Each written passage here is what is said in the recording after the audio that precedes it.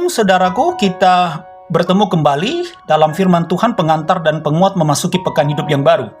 Firman Tuhan yang memberkati kita saat ini terdapat dalam kitab Yosua pasal 2 ayat 1 sampai dengan 7 dan Yosua pasal 6 ayat 21 sampai dengan 25. Yosua pasal 2 ayat 1 sampai 7 dan Yosua pasal 6 ayat 21 sampai dengan 25.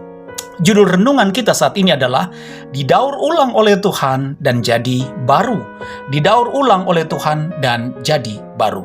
Nah, saudaraku, sebelum saudara membaca dan mendengar akan perenungan firman Tuhan saat ini, mari kita berdoa. Ya Tuhan, Allah kami di dalam Yesus Kristus, terimalah ucapan syukur kami. Dan saat ini kami mohon hikmat-Mu, agar kami hanya terpimpin oleh kuasa hikmat-Mu, agar kami tidak hanya menjadi pendengar firman-Mu, tetapi kami juga menjadi pelaku-pelaku firman-Mu dalam hidup kami. Amin. Nah, saudara-saudaraku umat Tuhan, apakah saudara masih percaya bahwa bagi Tuhan Yesus tidak ada yang tidak mungkin? Bagi Tuhan Yesus tidak ada yang mustahil. Apakah saudara masih percaya? Atau apakah saudara dan saya masih yakin bahwa di dalam tangan Tuhan Yesus, yang paling kotor, yang paling hina sekalipun bisa dia ubah menjadi yang paling bersih, yang menjadi paling cemerlang. Ibaratnya saudara, di dalam tangan Tuhan, lumpur yang tak berharga pun bisa menjadi berlian, sangat berharga. Apakah saudara yakin?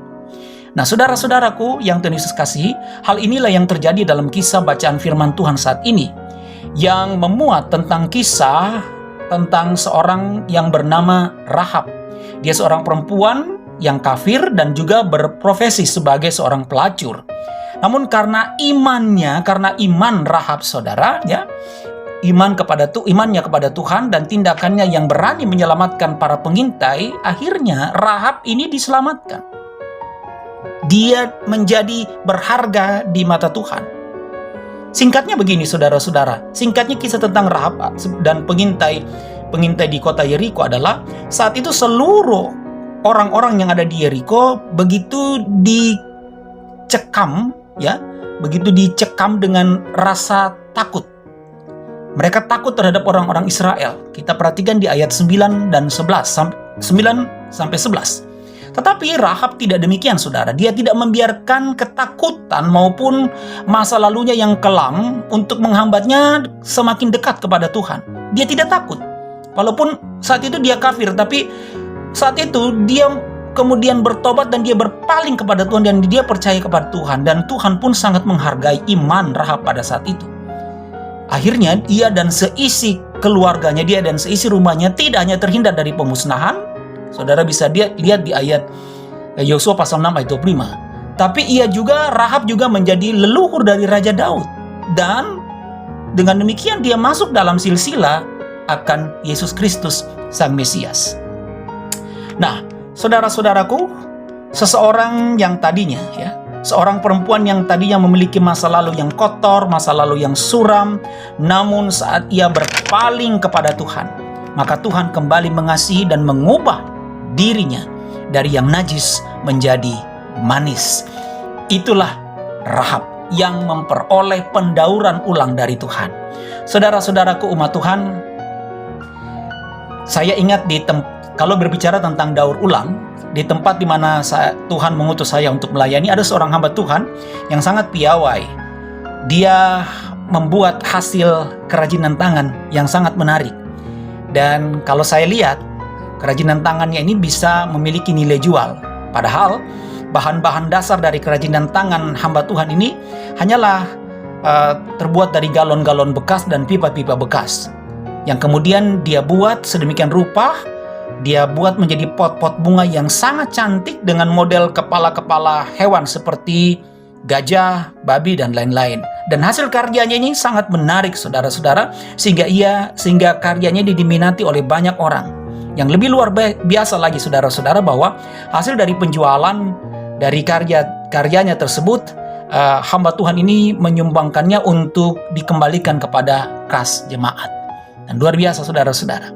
Nah, saudara-saudaraku, begitulah dia mendaur ulang dari yang tadinya tidak berharga menjadi sangat berharga, saudara-saudara.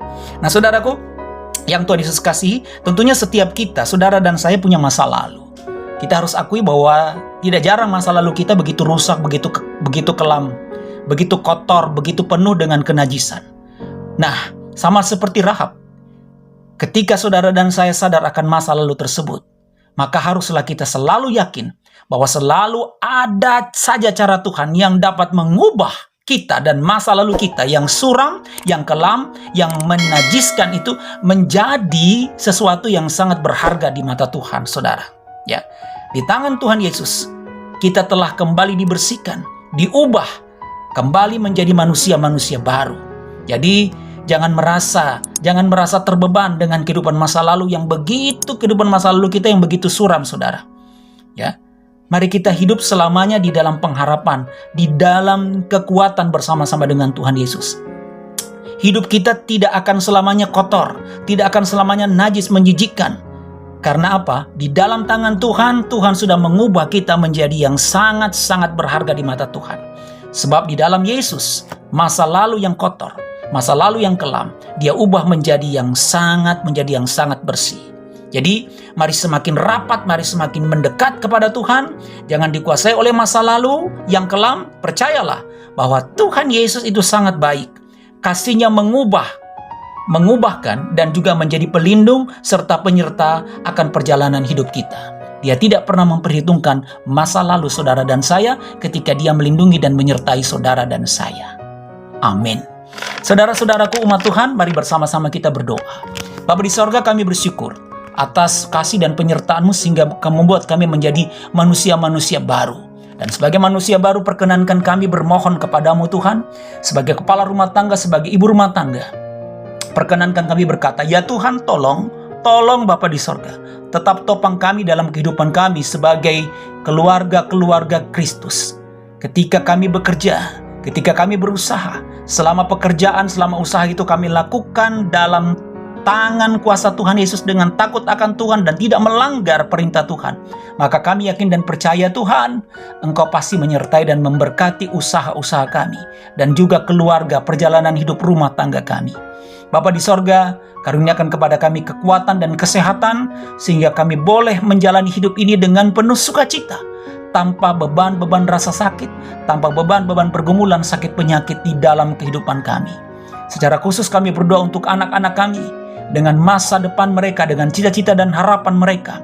Cucu-cucu kami pun kami serahkan semuanya di dalam tangan kuasa kasih Tuhan. Kami percaya bahwa mereka mempunyai masa depan di dalam kuasa Yesus yang memegang kendali kehidupan anak-anak dan cucu-cucu kami. Saat ini kami juga berdoa untuk orang tua kekasih kami, baik yang bersama dengan kami maupun yang terpisah jauh dengan kami. Kuasa Tuhan Yesus menyertai dan memberkati dan menyayangi orang tua yang sangat kami kasihi. Dan juga saudara-saudara kekasih kami, baik yang bersama-sama dengan kami maupun yang terpisah jauh dengan kami di kampung halaman kami atau di mana saja mereka berada. Tuhan Yesus tetap menyertai dan memberkati saudara-saudara kekasih kami. Tetangga kanan, kiri, muka, belakang, di depan kami. Kami percayakan mereka juga di dalam tangan kuasa kasih-Mu. Lalu Bapa, kami sekali lagi berdoa untuk pemerintah, bangsa dan negara kami. Dari tingkat pusat, pemerintah kami dari tingkat pusat sampai ke tingkat-tingkat daerah. Kuasa-Mu, damai-Mu, hikmat-Mu menyertai pemerintah kami. Sehingga pemimpin-pemimpin ini memimpin dengan takut akan Tuhan dan menjadi rema bagi bangsa dan negara kami. Terkhusus presiden dan wakil presiden dan semua yang memimpin negara kami. Bahkan sampai di pelosok-pelosok daerah, RT, RW, TNI, Polri, kami serahkan mereka juga di dalam tangan kuasa kasih dan sejahtera Tuhan. Bapa di sorga, hamba-hamba Tuhan, gereja-gereja-Mu, kami serahkan di dalam tangan kuasa-Mu. Tuhan jaga dan pelihara. Setiap hamba-hamba Tuhan yang berpelayanan, Tuhan tambah-tambahkan hikmat sehingga mereka berpelayanan dengan takut akan Tuhan, Bapa di sorga. Lalu Tuhan Bapa di sorga, saat ini kami izinkan hamba-Mu juga berkata Tuhan, berdoa untuk semua pendengar dari kanal YouTube ini, semua subscriber dari kanal YouTube ini yang saat ini mungkin bergumul juang dengan sakit penyakit. Tuhan Yesus, dari tempat ini hamba berkata, oleh bilur-bilur darah Tuhan Yesus, semua yang sakit sembuh dalam nama Tuhan Yesus, pulih dalam nama Tuhan Yesus. obat-obatan, makanan, dan minuman yang dipakai, itulah yang menjadi alat Tuhan untuk menyembuhkan semua yang sakit, semua yang dalam proses pemulihan. Bagian-bagian tubuh kami yang sakit saat ini, Tuhan, seperti bagian pinggang, bagian tulang belakang, bagian pencernaan, bagian kaki kami yang terpengaruh oleh sakit asam urat, vertigo, dan juga tekanan darah tinggi, bahkan tekanan gula darah. Di dalam nama Tuhan Yesus, Tuhan, kami pasti sembuh. Kami pasti pulih di dalam kuasa-Mu. Kami berdoa untuk pasangan-pasangan suami istri yang saat ini berjuang untuk mendapatkan keturunan. Tuhan Yesus, Engkau menyertai dan memberkati, sehingga mereka bisa mendapatkan di dalam kasih dan anugerah-Mu saja.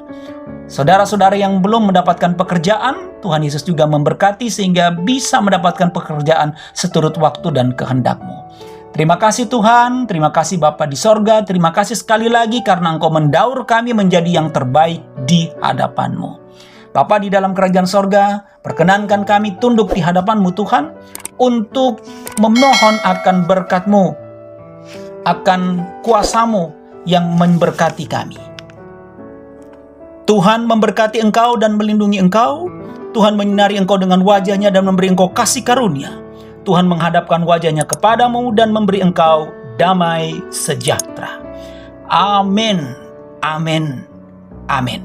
Nah saudaraku, saya Pendeta Hendra Dores dan seluruh tim kerja kanal YouTube Bahtera Kasih dari Yesus di Gresik mengucapkan selamat memberi diri didaur ulang oleh Tuhan, dan Tuhan sayang kita semua. Shalom.